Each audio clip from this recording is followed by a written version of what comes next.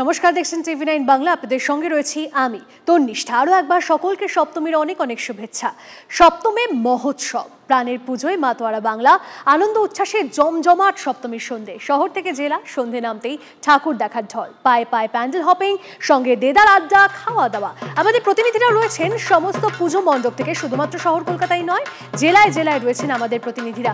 এই মুহূর্তে আমাদের সঙ্গে সুচরিতা রয়েছে, আমাদের সঙ্গে রয়েছে হীরক, আমাদের সঙ্গে রয়েছে মহাদেব, আমাদের সঙ্গে রয়েছে প্রসেনজিৎ। সকলের সঙ্গে একে একে কথা বলা যাক।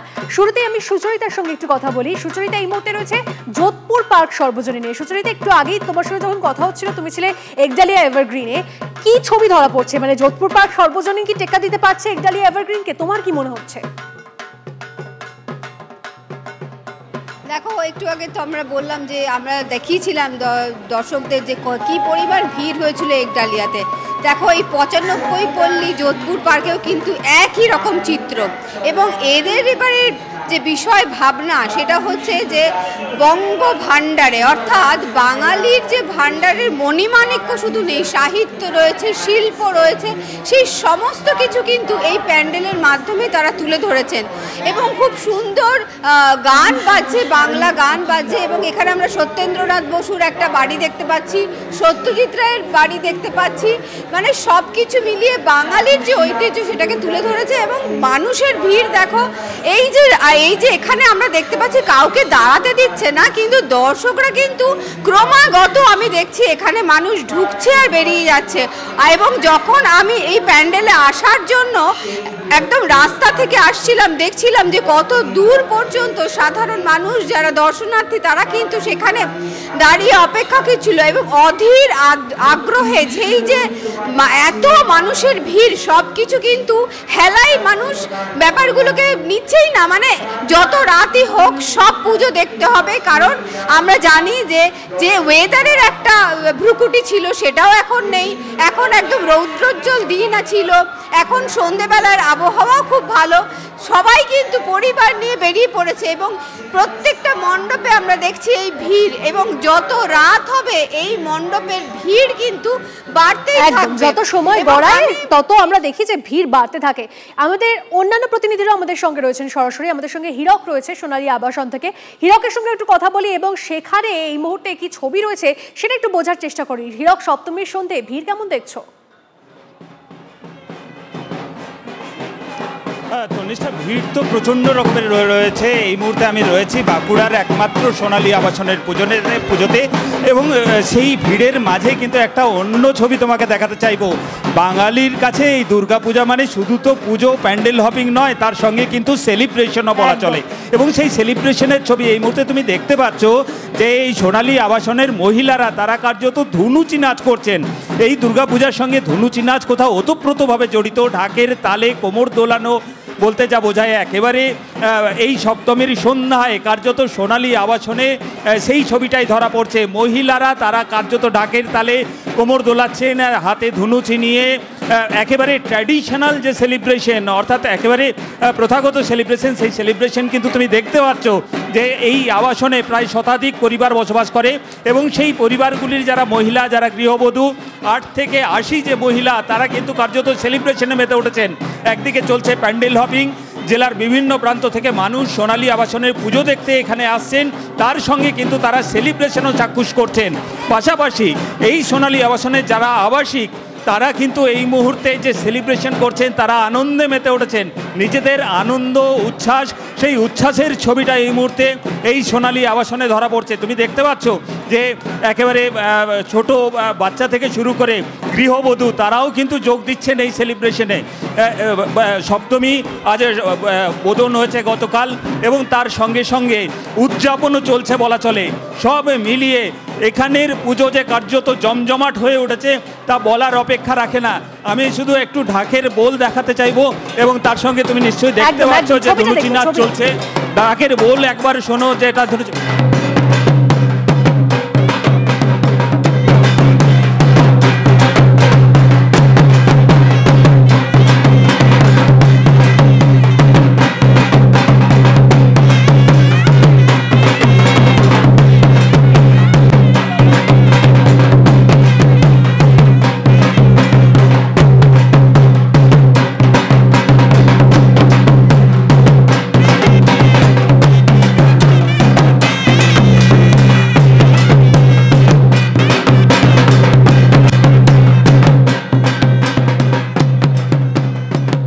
ছবি তো দেখছেন সোনালী আবাসনে, তবে এই মুহূর্তে একটু সুরুচি সঙ্গের দিকে নজর রাখতে হবে। সেখানে কপিল দেব এসেছেন এবং সেই ছবিটা দেখাবো আপনাদেরকে। এই মুহূর্তে আপনারা দেখছিলেন কিভাবে সকলে মিলে মেতে উঠেছে ঢাকের বাদ্যি এবং ধনুচিতে।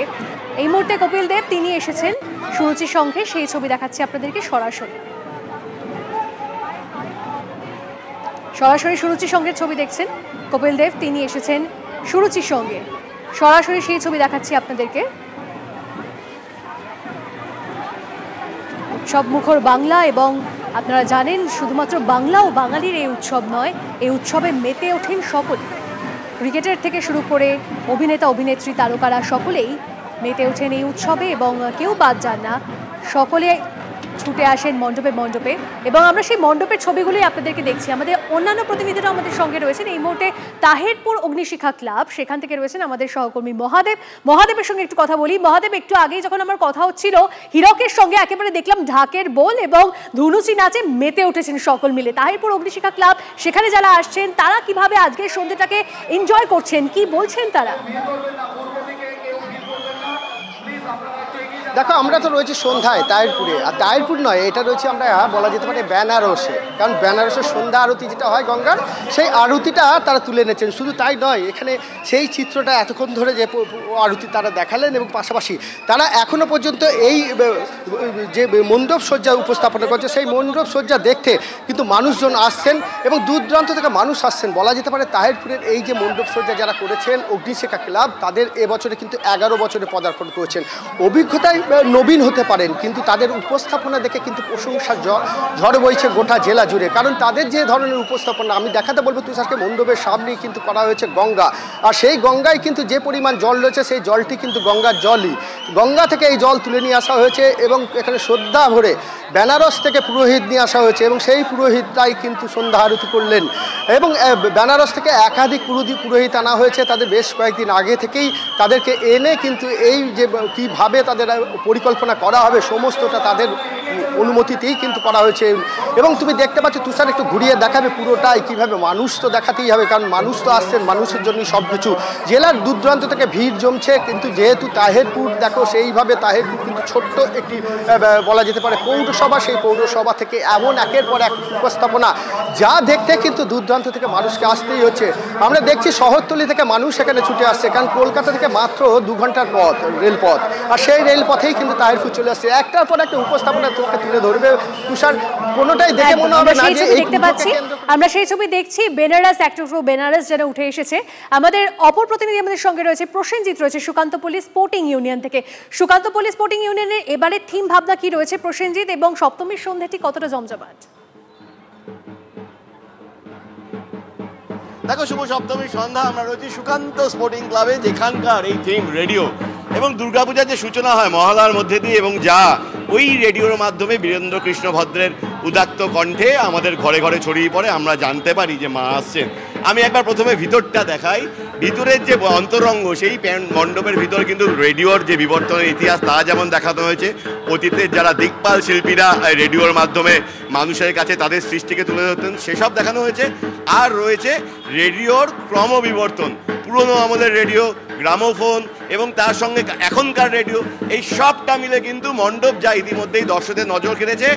আরও একটা জিনিস দেখাবো, যেটা হচ্ছে দেখো, পুজো মানে কিন্তু মানুষের মিলন উৎসব, শুধুমাত্র ঠাকুর দেখা, প্যান্ডেল হোপিং বা খাওয়া দাওয়া নয়, আড্ডা, পুজোর টানে, প্রাণের পুজোর টানে ঘরে ফেরা, ঘরে ফিরে পুরনো বন্ধুদের সঙ্গে মেলা, গান বাজনা। দেখো, সেই ফ্লেভার দেখাচ্ছি সুকান্ত স্পোর্টিংয়ে, গান বাজনায় বন্ধুরা যারা অন্য সময় পায় না। আমি একবার সরাসরি সেই ওদের যে গান দর্শকদের শোনাই।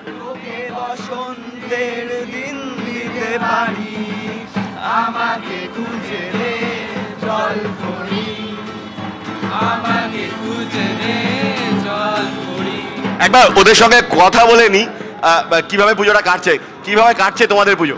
খুব ভালো মতো কাটছে। কটা ঠাকুর দেখা হলো? বেশি না, 8টা 9টা, 8-10টা। আজকে কোনো ঠাকুর দেখার প্ল্যান আছে? আচ্ছা, অল্প হালকা। কটা দেখি কটা করতে পারি। গতকাল দেখা হয়েছে ওই কাছাকাছি কিছু। পুজোর কটা দিন, মানে ক্লাবে তো তোমরা সবাই আছো, বন্ধুরা মিলে আড্ডা, গান, কেমন মজা? খুবই মজা। এই পুজোর 5টা দিন খুব আনন্দ করি। বছরে 365 দিনের মধ্যে এই 5টা দিন খুবই আনন্দে কাটে। খুব ভালো লাগছে একদম এই 5টা দিনের জন্যই তো অপেক্ষায়, 5টা দিনের জন্যই বন্ধুরা সবাই মিলে একত্রিত হয় এবং আনন্দ উল্লাসে মেতে ওঠে। আর চলুন একবার দিল্লির দিকেও নজর রাখা যাক, কারণ ওই যে বলছিলাম আনন্দ উৎসব সব একাকার হয়ে যায়, খাওয়া দাওয়া, তাই ফেস্টিভ্যাল অফ TV9 বাংলা সেইটা ফেস্টিভ্যাল অফ ইন্ডিয়া আপনাদের দেখাচ্ছি আমরা এই মুহূর্তে। যে ছবি আপনারা দেখছেন দিল্লি থেকে সরাসরি সেই ছবি আপনাদেরকে দেখাচ্ছি। TV9 নেটওয়ার্কের MD CEO তিনিও সেখানে উপস্থিত হয়েছেন। এই মুহূর্তে ছবি দেখাচ্ছি আপনাদেরকে, ধুনুচি নাচ দেখছেন আপনারা, ধুনুচি আরতি হচ্ছে এবং এই ছবি TV9 নেটওয়ার্কের ফেস্টিভ্যাল অফ ইন্ডিয়ার সরাসরি ছবি, যেখানে এসে উপস্থিত হয়েছেন MD CEO of TV9 network.